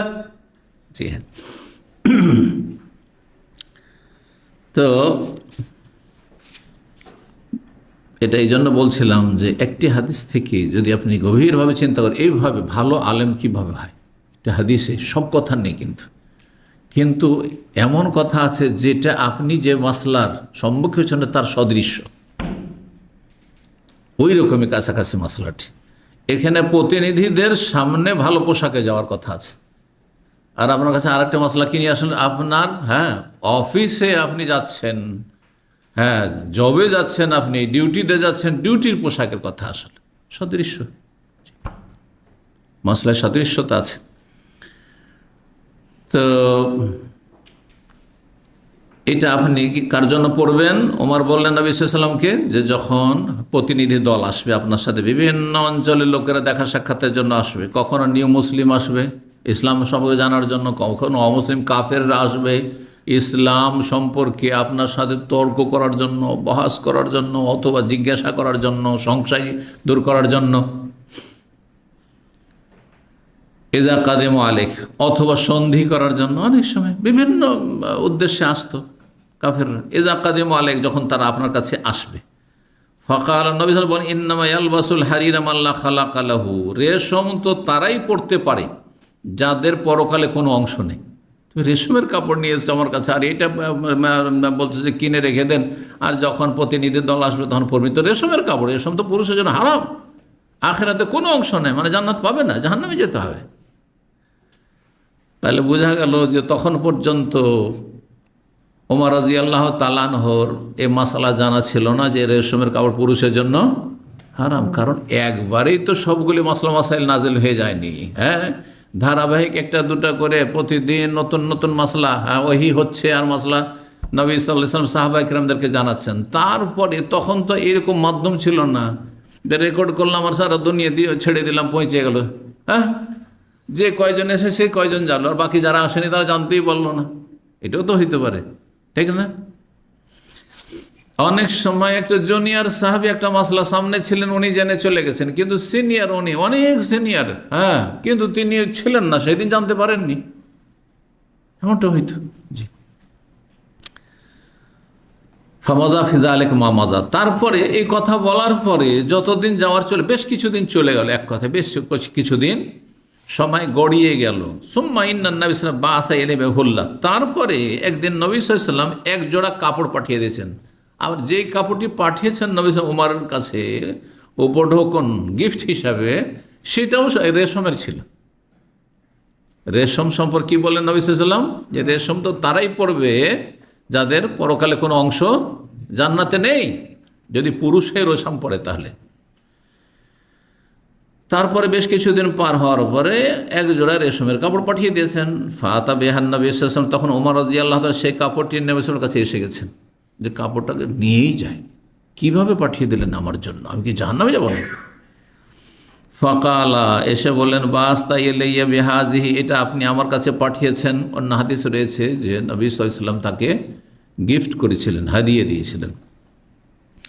ওয়াকাদ কুলতা ফি মিসলিহা মা কুলতা, অথচ এই ধরনের কাপড় সম্পর্কে আপনি যা বলার তো ইতিপূর্বে বলেছেন। অর্থাৎ যদি এই ধরনের কাপড় কোনো পুরুষ পরে তাহলে আখিরাতে কিছু পাবে না, জান্নাত পাবে না। কালা, তখন নবী সাল্লাল্লাহু আলাইহি ওয়াসাল্লাম কি বললেন, ইন্নামা বাসতু ইলাইকা লিতুসিবা বিহা মালান, আমি তোমার কাছে এটা মূলত এই জন্য পাঠিয়েছি যে সেটা দিয়ে কিছু সম্পদ হাসিল করে, মানে বিক্রি করে তোমার কাছে পয়সা হবে। এই নয় যে তোমাকে ব্যবহার করতে দিয়েছি, তুমি হয়তো বিক্রি করে দিবে, বিক্রি করে সেটা দিয়ে তোমার কি হবে, পয়সাটা কাজে লাগবে তোমার। অথবা কাউকে তুমি সেটি উপঢৌকন দিয়ে আর কাউকে দিয়ে দিবে। এমন কোনো কাপড় দিল যেটা আপনার কাজে লাগবে না, কিন্তু আপনার স্ত্রীর কাজে লাগবে, আপনার মেয়ের কাজে লাগবে, নেওয়া যাবে না? রেশমের কাপড়, ধরেন আপনাকে কেউ একটা আংটি দিচ্ছে গিফট, না না না না না না, হারাম, আমি নেব না, বলবেন নাকি? কিসের আংটি? স্বর্ণের আংটি। চাঁদের আংটি হলে জায়েজ আছে পুরুষের জন্য, চাঁদের আংটি শুধু, অন্য কিছু না। কিন্তু স্বর্ণের একটা আংটি দিচ্ছে, তা আপনি কি বলবেন? বলবেন যে নেব না? সংশয় নিরসনের জন্য বলতে পারেন যে ভাই এটা কি আমাকে ব্যবহার করার জন্য দিচ্ছেন? যদি বলে হ্যাঁ আপনাকে ব্যবহার করার জন্য, আমার জন্য হারাম, তখন বলবেন জানে না, ও জাহেল, অনেকেই জানে না। হ্যাঁ, আমাদের সমাজে জানে না। কোনো একবার আমার মামা কলেজ পড়া লোক ছিলেন, তো উনি বিয়ে করেছেন, আর তারপরে আমি তখন মাদ্রাসার ছাত্র, 2, 3, 4 ক্লাসের, মানে মিশকাতটা ধরেছি হয়তো, একবারে তখন 13-14 বছর বয়স এরকম হবে। তো দেখছি যে শ্বশুর বাড়িতে একটা আংটি দিয়েছে, তা বলে মামা এই আংটি তো হারাম পুরুষের জন্য, তো এই আংটি কেন? আমার চাইতে বড় মামা তো বলছে যে বাবা এটা তো একটা আংটি নাকি জায়েজ, আমাকে বলছে একটা আংটি জায়েজ পুরুষের জন্য। আমি দেখি কেন? তো বলছে আমি যদি কোনো জায়গায় মারা যায় তো আমার কাফন দাফন কি দিয়ে হবে? এটা হচ্ছে বাঙালি ফতুয়া বাঙ্গালিয়া, কথা বুঝতে পারছেন না? বাঙালি ফতুয়া। এই ফতুয়া শুধু আমার মামাই বলেননি, এটা হয়তো হাজার হাজার লক্ষ লক্ষ বাঙালি মনে করে যে আংটি, একটা স্বর্ণের আংটি যদি আপনার হাতে থাকে, কোনো জায়গায় মারা গেলে ওইটা দিয়ে আপনার কাফন দাফন হবে। কাফন দাফন করা কার ওপর ফরজ? মুসলিমদের ওপর, কথা বলছেন নাকি? আপনার যদি নিজের পয়সা না থাকে তো ওই এলাকার মুসলিমদের ফরজে কিফায়া, তাদের খরচ করতে হবে, কাফনের ব্যবস্থা করতে হবে। যে আমাদের মুসলিম ভাই মারা গেছে, এলাকায় তার আত্মীয় স্বজন নেই, তার ধন সম্পদ নেই, সুতরাং তাদের উপর ফরজ হয়ে আছে। আপনি হারাম রাখবেন, হারাম ব্যবহার করবেন এই জন্য যে কোথাও মরে গেলে যাতে করে কাফন দাফন হয়, এ ফতো কোথায় পেলে নেবে, কথা বলছেন না? তা আমাদের সমাজে অনেক কুসংস্কার আছে ফতোয়ার নামে, নাজায়েজ কথাবার্তা আছে।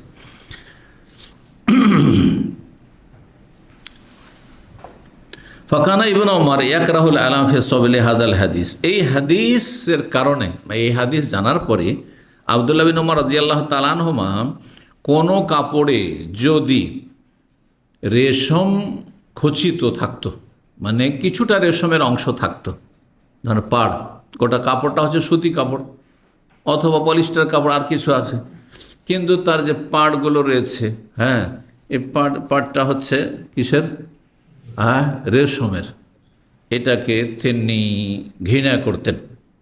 মাকরু মানে সেটিকে মাকরু তাহরিমি, মানে সেটিকে নাজায়েজ মনে করতেন। তো এই ক্ষেত্রে এর আগে একবার বলেছি যে এই ক্ষেত্রে বিভিন্ন রকমের হাদিস রয়েছে, কিছু হাদিস জায়েজ প্রমাণ করে, কিছু হাদিসে নাজায়েজ রয়েছে। সামান্য যদি থাকে, সামান্য কিছু যদি থাকে তাহলে সেটা জায়েজ। সামান্য যদি 1 থেকে 2 আঙ্গুল সমান থাকে, গোটা কাপড়ে 1 থেকে 2 আঙ্গুল সমান থাকে এইরকম, তাহলে জায়েজ রয়েছে। আর এর বেশি যদি হয় তাহলে জায়েজ নয়। জি, তারপরে বেঁচে থাকা ভালো, এতটুকু তো বেঁচে থাকা ভালো, সামান্য যেন কাপড়ে না থাকে। গোটা কাপড়টা যদি মিক্স থাকে, যেমন এই কাপড়টাই, যে কোনো কাপড়ে একটা লম্বা সুতা আছে আর একটা আড়াআড়ি সুতা আছে।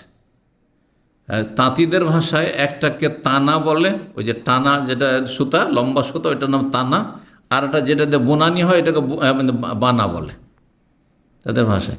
কারণ আমি তাঁতিদের বাড়িতে 4 বছর লজিং খেয়েছি, জায়গির খেয়ে মাদ্রাসায় লেখাপড়া করেছি, ওই জন্য এগুলো জানি।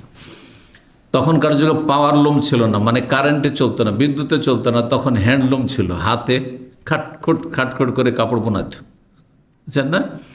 তো এই যে ছোটোকালকার এই অভিজ্ঞতাগুলি আছে। তো ওরা সুতাকে টানতো, আম বাগানের ভিতরে লম্বা করে সুতা টানতো, আর তারপরে তখন ওইটাকে পেঁচিয়ে নিয়ে এসে তারপরে ফিট করে দিয়ে তারপরে কত কষ্ট করে যে কাপড় বোনাতো, সেই লুঙ্গি আর সেই শাড়িগুলো, সেই মোটা যুগ, সেই যুগের কথা বলছি। আর তারপরে যখন বেনারসি শাড়ি তো শুনেছেন, মানে রেশমের শাড়ি, তো বেনারসে লেখাপড়ার কালে তো ডানে বামে শহরে মুসলিম মহল্লা করতে, মুসলিমরা এগুলো কাজ বেশি করে, এই মুসলিমদের পেশায় যে আপনার রেশমের শাড়ি বানানো বেনারসে। তো সেগুলি তখন দেখতাম। আর তখনকার যুগে বেনারসে আমরা 85-86-তে ছিলাম, তখন অলরেডি ওই পাওয়ার লুম চলে এসছে। পাওয়ার লুম বুঝেন? ওই যেটা পাওয়ারে চলে, মানে কারেন্টে চলতে, বিদ্যুতে, শুধু আপনাকে ধরে থাকতে হয়, বিদ্যুতে আর খটখট চলছে, আর ওই হাতের মেহনত আর পায়ের মেহনত লাগতো না। যাই হোক, কী বলছিলাম, যদি এমন কোনো নকশা থাকে যেটা রেশমের কাপড় দিয়ে তৈরি করা হয়েছে, সেটিকেও অপছন্দ করতেন, নাজায়েজ মনে করতেন আব্দুল্লাহ বিন ওমর রাদিয়াল্লাহু তাআলা আনহু। 67 নম্বর অধ্যায় বলছেন বাবুল ইখায় ওয়াল হিলফ। এই অধ্যায় হচ্ছে ভ্রাতৃত্ব বন্ধন সম্পর্কে এবং প্রতিশ্রুতি বন্ধন সম্পর্কে। একটা হচ্ছে ভ্রাতৃত্ব বন্ধন, মানে একজন আরেকজনের সাথে দোস্তি কায়েম করল। আমাদের দেশে একসময় দোস্তি পাতানো হইতো, হ্যাঁ। আরব দেশে কি হইতো, মোয়াখাদ বলা হতো, যেটা আবিষ্কার করেছিলেন, মানে একজন আর একজনকে বলতো তুমি আমার ভাই আর আমি তোমার ভাই, আমি তোমার ভাই আর তুমি আমার ভাই। জাহিলি যুগে এটা এত বেশি শক্তিশালী ছিল এই সম্পর্কটি, যে নিজের মায়ের পেটের ভাই যেমন মিরাসে ভাগ পেত, ধন সম্পদে ভাগ পেত, মারা গেলে সেও ওই রকম ভাগ পাবে। এটাকে ইসলামে রহিত করা হয়েছে। যদি আপনি কাউকে বলেন যে ভাই তুমি আজকে থেকে আমার মায়ের পেটের ভাইয়ের মতো, মৌখিক বললেন, তারপরে আপনি মারা গেলেন, আপনার অনেক ধন সম্পদ আছে, তা আপনার ভাইয়েরা যেমন ভাগ পাবে, ওর ভাগ যদি বসিয়ে দেন তো জায়েজ? এটি হারাম ইসলাম না। তাহলে আপনার মায়ের পেটের ভাইদের হক নষ্ট করলেন আপনি, জালেম আপনি, কারণ তার কোনো অধিকার নেই। এইরকমই পালক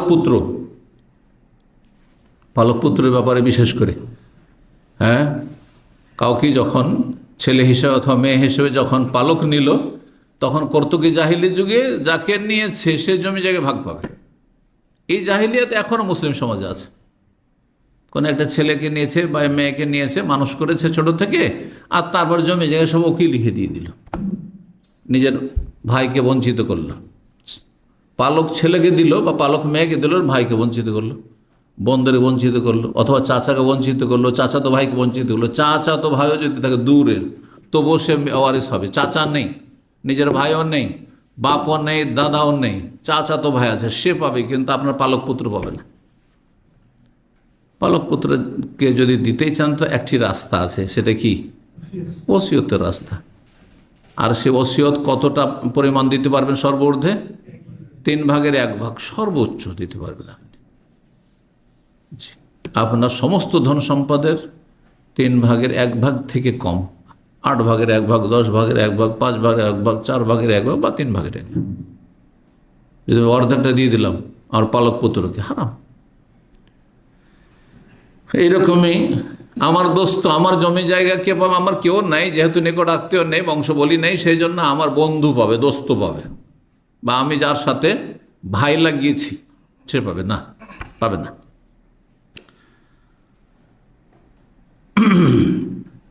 তো ভ্রাতৃত্ব বন্ধন। আর আরেকটি কি? হেলফ থেকে হালিফ। আরব দেশে যে শাসন ব্যবস্থা ছিল সেটা গোত্রীয় শাসন ছিল, মানে একটা বংশ, আর তার যিনি বড় ব্যক্তি হইতেন, বুজুর্গ হইতেন, তাকে সর্দার বলতো, সৈয়দ বলতো, আর সেই সর্দারই সব বিচার আচার করত। সেই হচ্ছে তাদের শাসক, রাজা ধরেন, বুঝছেন না? রাষ্ট্রীয় কোনো শাসন ব্যবস্থা ছিল? রাষ্ট্রীয় শাসন ছিল না, এটি আল্লাহর নিয়ামত। নবী সাল্লাল্লাহু আলাইহি ওয়াসাল্লামের আমলে যদি রাষ্ট্রীয় শাসন থাকতো, আর নবী সাল্লাল্লাহু আলাইহি ওয়াসাল্লাম নবী মক্কায় আসলেন, তখন সেই রাজা বা সেই প্রধানমন্ত্রী, রাষ্ট্রপতি, যেমন পারস্য দেশের রাজা ছিল, যেমন রোমের রাজা ছিল, ওই রকম যদি আরব দেশের রাজা বাদশাহ থাকতো তো হাতে হাতে জবাই করে দিত।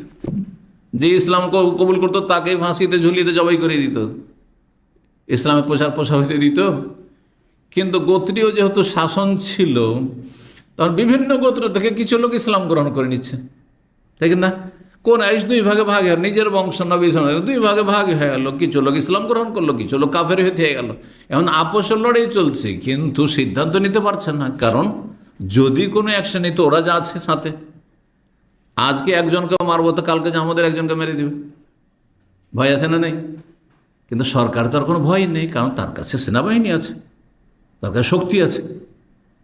এই জন্য বললাম যে আরব দেশে যে রাষ্ট্রীয় কোনো শাসন ব্যবস্থা ছিল না, গোত্রীয় শাসন ছিল, এটি আল্লাহর নিয়ামত ইসলামের জন্য এবং মুসলিমদের জন্য সেই জামানায়।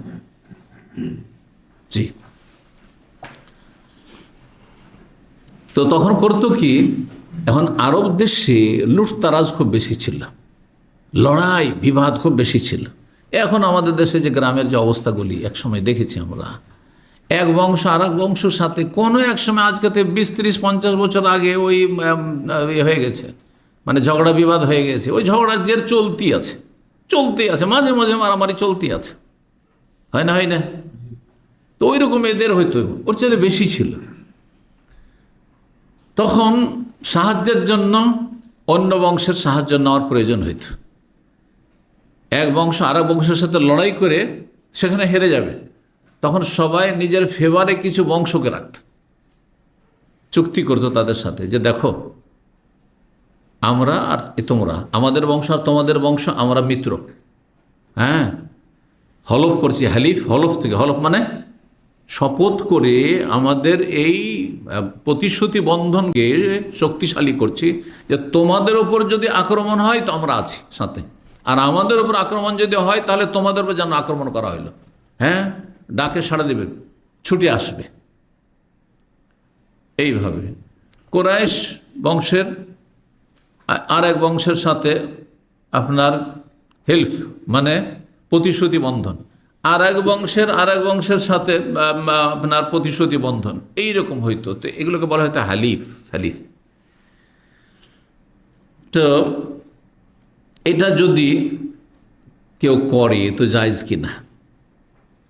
এখন যারা গ্রামে বসবাস করেন, গ্রামীণ পলিটিক্স বুঝেন তো, শহরে এগুলো নাই। কিন্তু শহরে কেউ কাউকে তেমন চেনেও না, নিজের কাজ করছে, কারোর সাথে ব্যক্তি শত্রুতা আছে, ক্ষতি করে দিল হয়তো, কিন্তু এক বংশ আর বংশ এগুলো নাই আসলে, মানে বংশীয় বিষয়টা শহরে সাধারণত নেই, কারণ ছড়িয়ে ছিটিয়ে লোক আছে, বিভিন্ন অঞ্চলের লোকেরা এসে শহরে জমা হয়েছে সিটিতে, কিন্তু গ্রামে একই বংশের লোকেরা আছে বা দুটো বংশের লোকেরা আছে, আর দুই বংশে মিল হচ্ছে না, এইরকম হয়ে থাকে। তো এইরকম যদি কারো সাথে প্রতিশ্রুতি বন্ধনে আবদ্ধ হয় তাহলে জায়েজ কিনা? মাসলা কি বুঝলেন? মাসলা আপনার বংশ আর আপনার গ্রামে আর একটা বংশ বা পাশের গ্রামে আর একটা বংশ আছে, মারামারি ঝগড়া বিবাদ মাঝে মধ্যে লেগে থাকে। তো এক বংশ আর এক বংশের সাথে যদি এরকম মিত্রতার বন্ধন অথবা প্রতিশ্রুতি বন্ধন স্থাপন করে তাহলে সেটা চলবে না চলবে না? হ্যাঁ, আর একটি প্রশ্ন হচ্ছে এর প্রয়োজন আছে না নেই? আছে। তো ইসলাম আপনাকে আমাকে কি করলো তাহলে? শিখালো না কিছু? আল্লাহ আমাদেরকে ইসলাম দিয়ে একত্রিত করেছেন, আমরা মুসলিম উম্মাহ, মুসলিমের ভাই, এই ভ্রাতৃত্ব তো আল্লাহ ইসলাম দিয়ে কায়েম করে দিয়েছেন, কথা ঠিক না? তাহলে তারপরে আবার এর অতিরিক্ত ইসলামিক ভ্রাতৃত্ব বাদ দিয়ে আবার এক বংশের আর এক বংশের সাথে, অত এই বংশ মুসলিম ওই বংশ মুসলিম, তাদের সাথে প্রতিশ্রুতি বন্ধনে আবদ্ধ হইতে হবে, এর প্রয়োজনটা কি? আল্লাহ বলছে ওয়াজকুরু নি'মাতাল্লাহি আলাইকুম, আল্লাহর নিয়ামতকে স্মরণ করে, ইয কুনতুম আদাআন, তোমরা পরস্পরের শত্রু ছিলে একসময়, জাহিলি যুগে, ইসলামের পূর্বে তোমরা দুশমন ছিলে, কেউ কারোর সাথে মিল রাখতো না, খুনের রক্তের পিপাসু ছিলে। ফাআল্লাফা বাইনা কুলুবিকুম, তোমাদের অন্তরে আল্লাহ সম্প্রীতি ভালোবাসা সৃষ্টি করে দেন ইসলাম ইমানের মাধ্যমে, যে আমার মুসলিম ভাই, মুসলিম বোন। ফাসবাহাতুম বিনি'মাতি ইখওয়ানা, আল্লাহর নিয়ামতে অনুগ্রহপূর্বক তোমরা কি হয়ে গেলে? ভাই ভাই হয়ে গেলে। ইসলামী ভ্রাতৃত্ব সবচেয়ে বড় বন্ধন। এই যে আপনাদের সাথে আমার ভালোবাসা, আপনাদের আমার সাথে ভালোবাসা, একটা তো ওস্তাদ শাগরিদের ভালোবাসা বা এলমের ভালোবাসা, আলেমের, ওটা আলাদা জিনিস, কিন্তু এমনিও মুসলিম ভাই হিসাবে কে কেউ গন্ডিষ্টি করে দেখার বিষয়ই না, ঠিক না? কেন আপনি আমার মুসলিম ভাই, এটা সবচেয়ে বড় সম্পর্ক। এই শিক্ষা তো ইসলাম দিয়েছে, আর এই নিয়ামত তো আল্লাহ ইসলামের মাধ্যমে দিয়েছেন। তার অতিরিক্ত আবার প্রতিশ্রুতি বন্ধনের কোনো প্রয়োজন নেই। প্রতিশ্রুতি বন্ধন যদি তারপরেও কারো সাথে খাতির বেশি থাকে, এক বংশের সাথে খাতির বেশি আর এক বংশের সাথে হয়তো খাতির নেই, এটা আপত্তিকর নয়। কিন্তু কখন আপত্তিকর হবে? সেটা যদি আপনি জালেমেরও সাথ দিয়ে দেন, তখন হারাম হয়ে যায়। ধরেন আপনার বন্ধু বংশ যাদের সাথে আপনার খুব খাতির, তারা চুরি করেছে, হ্যাঁ, তারা জুলুম অত্যাচার করেছে, তারপরে মারামারি করতে, তাদের পক্ষ থেকে মারামারি করতে যাচ্ছেন, এটা ইসলাম জায়েজ? হারাম কাজ এটি, হারাম কাজ এটি। তাহলে এই মিত্রতার বা এই প্রতিশ্রুতি বন্ধনের কোনো প্রয়োজনই নেই, কারণ আমরা ন্যায়ের সাথে থাকবো, অন্যায়ের সাথে থাকবো না। সে আমার বংশের লোক হোক আর অন্য বংশের হোক, আর আপনার যাকে কাছে মনে করছেন যে বংশকে সেই বংশের হোক, অথবা যাদেরকে দূরের মনে করছেন সেই বংশের হোক, আমরা ন্যায়ের সাথে আছি, অন্যায়ের সাথে হতেই পারি না, বুঝছেন না? যার ফলে একটি হাদিস লা হিলফা ফিল ইসলাম, সহিহ মুসলিমে রয়েছে, অন্য হাদিসে রয়েছে লা হিলফা ফিল ইসলাম, এখানেও এসেছে, কথা প্রসঙ্গে হাদিসে এসছে যে ইসলামে এই প্রতিশ্রুতি বন্ধন বলে কোনো কিছু নেই। এক বংশের আর বংশের সাথে হালিফ মানে হলফ করে, কসম করে প্রতিশ্রুতি করলো যে তোমাদের সাথে আমরা আছি, তোমরা আমাদের সাথে থাকবে। এটা যদি ইসলামের বিরুদ্ধে চলে যায়, এখন ওই দুই বংশের এক বংশের আর এক বংশের সাথে মারামারি লেগেছে, তখন আপনারও ছুটলো যে এই আমাদেরই তো লোকেরা, ওদেরকে মারছে, ধর মার। হারাম এটা, আপনাকে আগে বিবেক বিবেচনা করতে হবে, হচ্ছে কি দেশে আইন আছে। তারপর না, যদি আপনার বিচার সালিসেরও বিষয় থাকে, সামাজিক বিচার অনেক সময় হইতে পারে, কিন্তু সামাজিক বিচারে দেখতে হবে যে কার ন্যায় কার অন্যায় দেখতে হবে। এই নয় যে আমার কাছের লোক, সেই জন্য তার সাথ দিয়ে দেবো, যেটা অধিকাংশ মানুষরা করে থাকে। হারাম, এটি জায়েজ নয়। তো কথা লম্বা হয়ে যাচ্ছে, এই বিষয়টি বোঝানোর জন্য অখুওয়াতুন থেকে, আখুন মানে কি ভাই, এই জন্য ভ্রাতৃত্ব বন্ধন বললাম। আর হালাফা ইয়াহলফ মানে হলফ করা, কসম করা থেকে, মানে শপথ করে কি করতো, প্রতিশ্রুতি বন্ধন স্থাপন করত যে সুখে দুঃখে আমাদের বংশ তোমাদের বংশের সাথে আছে, তোমাদের বংশ আমাদের সাথে আছে। এটা জাহিলি যুগে করত। আবু জুহাইফা বলেন আখান নবী সাহবাইনা সালমান ও আবি দারদা, নবী সালমান ফারসের আবু দারদার মাঝে ভ্রাতৃত্ব বন্ধন স্থাপন করে দিয়েছিলেন। তাদের ভ্রাতৃত্ব বন্ধন মানে দোস্তি করা যায়। যদি কাউকে বলেন যে ভাই তুমি আমার দোস্ত, আমি তোমার দোস্ত, তো জায়েজ রয়েছে। হ্যাঁ, যদিও আমরা মুসলিম ভাই, কিন্তু তোমার সাথে আমার বিশেষ একটা খাতির। এক সময় এগুলোর এত বেশি গুরুত্ব ছিল, আজকাল কিন্তু এইসব নেই। আজকাল দুনিয়ার স্বার্থ, কার সাথে পয়সার স্বার্থ আছে, ব্যবসা বিজনেস, টাকা পয়সার লেনদেন, যার সাথে এমন দ্রুত আমাদের এই লাইফে দেখলাম। এক সময় আমরা প্রাইমারি স্কুলে পড়েছি অথবা মাদ্রাসায় পড়েছি, একজন আরেকজনের দোস্তি করেছে, যখন গেছে ওই দোস্তের বাড়ি বেড়াতে গেছে, লুঙ্গি পাঞ্জাবি দিচ্ছে, জামা দিচ্ছে, কাপড় দিচ্ছে, আবার ওদের মা খালা যে আসবে সদ্য গোষ্ঠী সবাইকে কাপড় চোপড় দিয়ে বিদায় করবে। এই খাতিরগুলো ছিল এক সময়, জানেন না? জানেন না? যারা একটু বয়সের তারা অবশ্যই জানবেন এগুলো। কিন্তু এখন আপনার কার সাথে স্বার্থ জড়িত আছে, ওর সাথে খাতির। হ্যাঁ, বুঝছেন, এইসব আর দোস্তি টোস্তির নাই, উঠে গেছে ওগুলো। তো নবী সাল্লাল্লাহু আলাইহি সালমান ফারসে আবু দারদার মাঝে ভ্রাতৃত্ব স্থাপন করে দিয়েছিলেন। ওয়াকার আব্দুর রহমান বিন আউফ বলছেন লাম্মা কাদিমনা আল মদিনা, যখন আমরা মদিনা আসলাম হিজরত করে, তাহলে আব্দুর রহমান আউফ মুহাজির ছিলেন, মক্কার মানুষ ছিলেন। বলছেন আখান নবী সাল্লাল্লাহু বাইনি ও বাইনা সাদ ইবনে রবি, আমার মাঝে এবং সাদ ইবনে রবি আনসারী রাদিয়াল্লাহু তাআলা আনহুর মাঝে নবী সাল্লাল্লাহু আলাইহি ওয়াসাল্লাম ভ্রাতৃত্ব বন্ধন স্থাপন করে দিয়েছিলেন। যে আব্দুর রহমান বিন আউফকে বললেন যে তুমি আজকে থেকে সাদ ইবনে রবির কি বন্ধু, দোস্ত, ভাই, ভ্রাতৃত্ব স্থাপন করে দিয়েছিলেন। ভ্রাতৃত্ব স্থাপনের মাধ্যমে কি হলো, এমনি তো মুসলিম ভাই হিসাবে মাঝে মধ্যে খাওয়াচ্ছেন দাওয়াচ্ছেন, কিন্তু যখন ভ্রাতৃত্ব স্থাপন করে দেওয়া হলো যে এই ব্যক্তি এই ব্যক্তির ভাই, তখন মুহাজির বেচারা তো না বাড়ি আছে, না তার কাছে খাবার দাবার আছে, না কাজকর্ম আছে। তাহলে যতদিন কোনো কাজ কামের ব্যবস্থা না হয়েছে, খাবে কার বাড়ি? ওই আনসারি ভাইয়ের বাড়ি। ঘুমাবে কোথায়? ও আনসারি ভাইয়ের বাড়িতে ঘুমাবে। বুঝতে পেরেছেন না? ওর চিন্তা থাকবে যে আমার মুহাজির ভাই যার সাথে ভ্রাতৃত্ব স্থাপন করে দিয়েছেন নবী সাল্লাল্লাহু আলাইহি ওয়াসাল্লাম, আজকে খেয়েছে কিনা, হ্যাঁ কি অবস্থায় আছে, কোথায় আছে, সে রাস্তাঘাটে পড়ে থাকবে না, মোটেই না। 6082 নম্বর হাদিস বর্ণনা করেছেন আনাস রাদিয়াল্লাহু তাআলা আনহু বলছেন লাম্মা কাদিমা আলাইনা আব্দুর রহমান, যখন আমাদের কাছে আসলেন আব্দুর রহমান বিন আউফ রাদিয়াল্লাহু তাআলা আনহু ফাআখান নবী সাল্লাল্লাহু আলাইহি ওয়া সাল্লাম সাদ বিন রবি, তখন নবী সাল্লাল্লাহু আলাইহি ওয়াসাল্লাম ভ্রাতৃত্ব বন্ধন স্থাপন করে দিলেন এই আব্দুর রহমান বিন আউফ এবং সাদ বিন রবির মাঝে। ফাকার নবী সাল্লাল্লাহু আলাইহি ওয়াসাল্লাম, আর তারপরে আব্দুর রহমান বিন আউফকে সাদ বিন রবি কি প্রস্তাব দিয়েছিলেন? বলেন যে দেখো, আমার এই যে বাগান আছে মদিনায়, খেজুরের বাগান আছে, এটার অর্ধেক তোমাকে দিয়ে দিচ্ছি, অর্ধেক আমার। বোঝা গেছে? আর কি আছে? হ্যাঁ, আমার দুজন স্ত্রী আছে, তোমার স্ত্রী নেই, তুমিও যুবক। হ্যাঁ, সুতরাং আমার একই স্ত্রীকে তালাক দিয়ে দিচ্ছি। তুমি যদি বাইরে বিয়ে করতে যাও তাহলে অনেক টাকা মোহর লাগবে, তুমিও তো তোমার কাছে কিছুই নেই, তুমি তো সর্বহারা, এখন নিঃস্ব, নতুন এসেছো, যুবক মানুষ, কি করে এইভাবে থাকবে? তা আমি এক স্ত্রীকে তালাক দিয়ে দিচ্ছি। সুবহানাল্লাহ, এটা বলা যেমন তেমন কথা নয় যে স্ত্রীকে তালাক দিয়ে দেবো। হ্যাঁ, শুধুমাত্র নবী সাল্লাল্লাহু আলাইহি ওয়াসাল্লাম তার সাথে ভ্রাতৃত্ব স্থাপন করে দিয়েছেন সেই জন্য। হ্যাঁ, আর সে তাকে বিয়ে করবে ইদ্যত পার হওয়ার পরে, না জায়েজভাবে নয়। হ্যাঁ, এক শ্রেণীর চরিত্রহীন লম্পটদের মতো না আজকাল। হ্যাঁ বন্ধু, আমার স্ত্রী তোমারই, অসুবিধা নেই।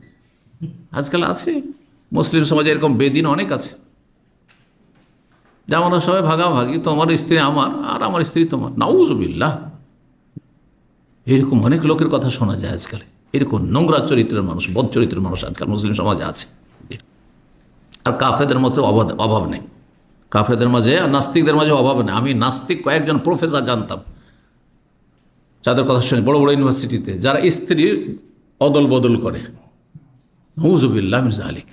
কত অরুচিকর কথা, কত নোংরা কথা, মুখে উচ্চারণ করতে খারাপ লাগে। বুঝলেন তো কথা? স্ত্রী বলছে 1 মাসের জন্য বদল করে নিলাম, তোমারটা আমার কাছে, আমারটা তোমার কাছে। নাউজুবিল্লাহ, এরা ইউনিভার্সিটির প্রফেসর, লেকচারার। এদের জীবনের পর লানত আল্লাহ রাব্বুল আলামিনের। এদের আল্লাহ সর্বনাশ করুন, এদেরকে আল্লাহ নির্মূল করুন, নিশ্চিহ্ন করুন। জি, তো আব্দুর রহমান বিন আউফকে যখন প্রস্তাব করলেন সাদ বিন রবি, তখন তিনি কি তার বাগান নিয়ে নিলেন। ঠিক আছে ভাই, তুমি যখন তোমার স্ত্রীকে তালাক দিতে চাইছো দিয়ে দাও, বিয়ে করে নেবো। করলেন। জাযাকাল্লাহ খায়র, বারাকাল্লাহ ফি আহলিকা ওয়া মালিকা, তোমার আহাল মাল সব কিছু আল্লাহ বরকত দিক, পরিবারে আর তোমার বাগানে আল্লাহ বরকত দিক। দুল্লুনি আলা সুক, আমি মদিনার কিছুই চিনি না, কোথায় মার্কেটটা আছে দেখিয়ে দাও, কোথায় হাট বাজার লাগে, সুক মানে হাটও হয়, বাজার কোথায় দেখিয়ে দাও। তাই নৌকার বাজার, ইহুদিদের বাজার, ওখানে বাজার লাগতো, তো দেখিয়ে দিল যে অমুক জাতে বাজার আছে। আর তারপরে সকালে গিয়ে বিকেলে লাভবান হয়ে চলে আসলেন। 1-2 দিন পরে বিয়ে করে ফেললেন আনসারি এক মেয়েকে। নবী সাল্লাল্লাহু আলাইহি সাল্লাম তার চেহারা দেখে বুঝলেন যে একে চেহারা উজ্জ্বল কেন লাগছে। হ্যাঁ, কারণ সাজগোজ করেছে, সুন্দর হয়েছে, একটু পরিপাটি হয়েছে। নবী সাল্লাল্লাহু আলাইহি সাল্লাম বললেন, কি ব্যাপার আব্দুর রহমান? হ্যাঁ, কি ব্যাপার সবার, তোমাকে দেখে বেশ সুন্দর লাগে, একটু যেন রংটা হলুদ, মানে জাফরান টাফরান হয়তো লেগেছে। নবী সাল্লাল্লাহু আলাইহি সাল্লাম জিজ্ঞেস করলেন, তখন বললেন তাজাওয়াজতু, আমি বিয়ে করেছি ইয়া রাসূলুল্লাহ। তখন নবী সাল্লাল্লাহু আলাইহি সাল্লাম বললেন, আউলেম ওয়ালাউ বিশাতিন, ওলিমা করেছো, যদিও একটা বকরি দিয়ে হোক না কেন ওলিমা করো।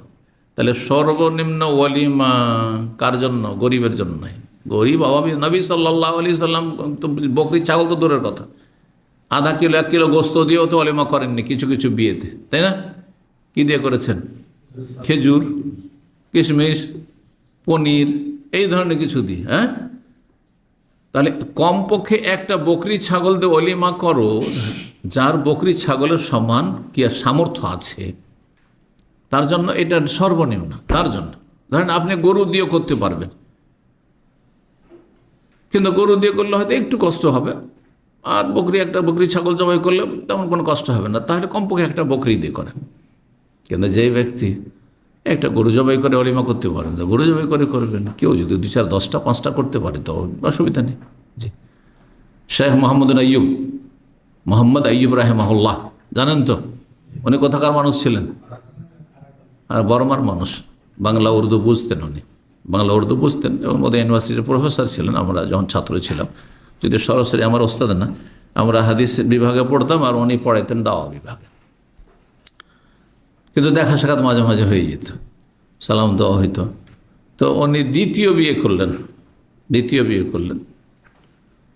তো সম্ভবত দ্বিতীয় বিয়েটি তার আত্মীয়র মধ্যে ছিল, মানে তার স্ত্রী বার্মার ছিল, প্রথমটি অন্য জায়গায় ছিল। তো যাই হোক, অনেক দিনের কথা। তো তখন তিনি ওলিমা করলেন মদিনা প্রথম, তখন তারাবির তিনি ইমাম হয়েছিলেন।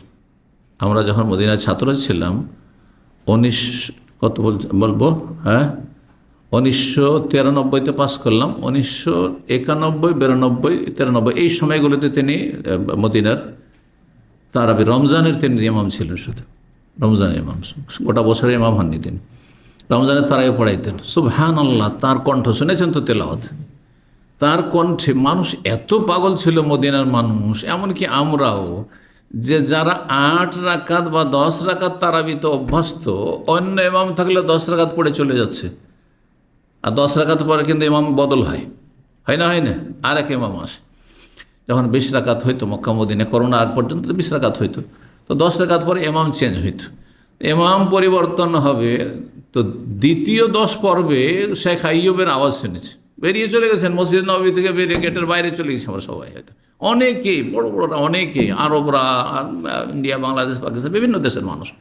আর যেমনই শেখ আইয়ুবের আওয়াজ শুনতো, সব ঘুরে এসে আবার মসজিদে দাঁড়িয়ে যেত তারাবিতে 20 রাকাত পড়ার জন্য। সুবহানাল্লাহ, আল্লাহ তাকে যে কণ্ঠ দিয়েছিলেন রাহিমাহুল্লাহ তাআলা। তো শুনেছিলেন যে তিনি বিয়ে করলেন, দ্বিতীয় বিয়ে করে, তখন আমরা মদিনার ছাত্র, যদিও অলিমা তো আমরা যাইনি, কারণ অলিমা তো ওই রকম বিশিষ্ট লোকদের জন্য ছিল। আমরা তখন মদিনার ছাত্র, যুবক মানুষ। তো 15টি ওট জবাই করেছিলেন। জি, তো যারা শক্তি সামর্থ্য রাখে আর্থিক দিক থেকে, তারা যদি 10টি 20টি গরু জবাই করে অলিমা করে তো জায়েজ, হ্যাঁ জায়েজ। কিন্তু কোনো ব্যক্তি যদি তার 10টা 20টা ওটেরই সামর্থ্য আছে, আর সে পুরোটাই সে তাতে করলো, তার জন্য অপচয় হয়ে যাবে। তো কারোর জন্য অপচয় হয়ে যাবে, নাজায়েজ হয়ে যাবে, কারোর জন্য সেটি পছন্দনীয় হবে, কারোর জন্য জায়েজ হবে।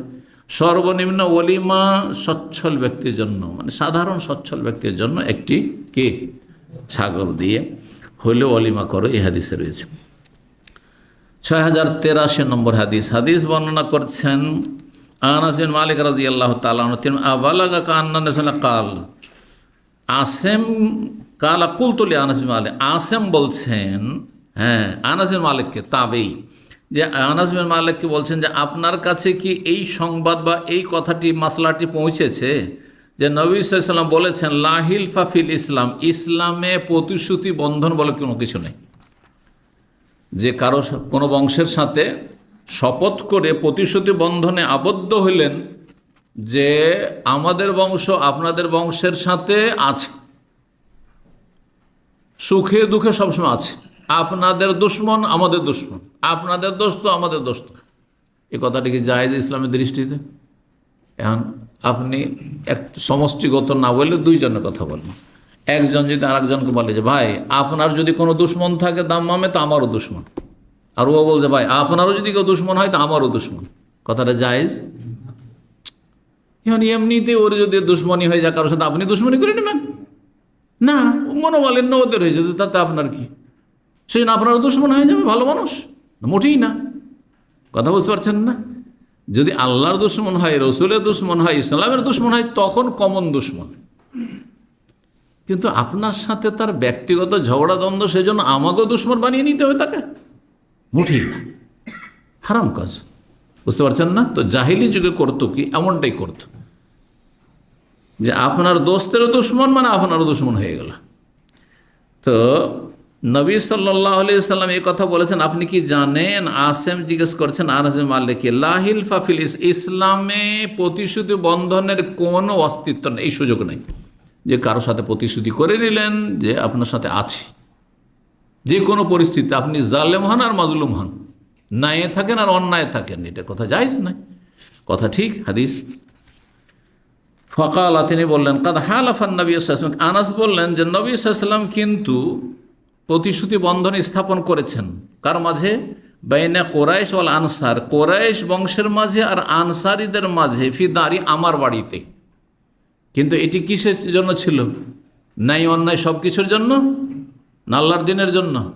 আল্লাহর দিনের জন্য। যে কোরাইশ বংশ থেকে, মক্কা থেকে যারা হিজরত করে এসেছে, অসহায় নিঃস্ব, ঘর বাড়ি সব কিছু ছেড়ে, ধন সম্পদ ছেড়ে, খালি হাতে এসেছে কোন রকম জীবনটা নিয়ে, তাদের যেন সার্বিক সহযোগিতা করে। সেই জন্য নবী সাল্লাল্লাহু আলাইহি ওয়াসাল্লাম মিত্রতা বা প্রতিশ্রুতি বন্ধন স্থাপন করে দিয়েছেন কুরাইশ মুসলিমদের মাঝে আর আনসারীদের মাঝে। এটি ওই হাদিসের সাথে লা হিলফা ফিল ইসলামের সাথে সাংঘর্ষিক নয়, বুঝলেন না? যদি ইসলামের খাতিরে কারো সাথে বন্ধুত্ব হয় তাহলে এটি তো আল্লাহর কাছে পছন্দনীয়, যে আল্লাহর জন্য, আল্লাহর দিনের জন্য আপনার সাথে আমার বন্ধুত্ব। কিন্তু দুনিয়ার স্বার্থে যদি হয় তো লা হিলফা ফিল ইসলাম, ইসলামে এইরকম মিত্রতা বা এইরকম প্রতিশ্রুতি বন্ধন, এইরকম হলফনামা এটি জায়েজ নয়।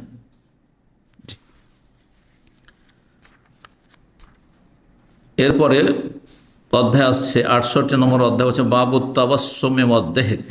এই অধ্যায় হচ্ছে মুচকি হাসি এবং সশব্দে হাসি।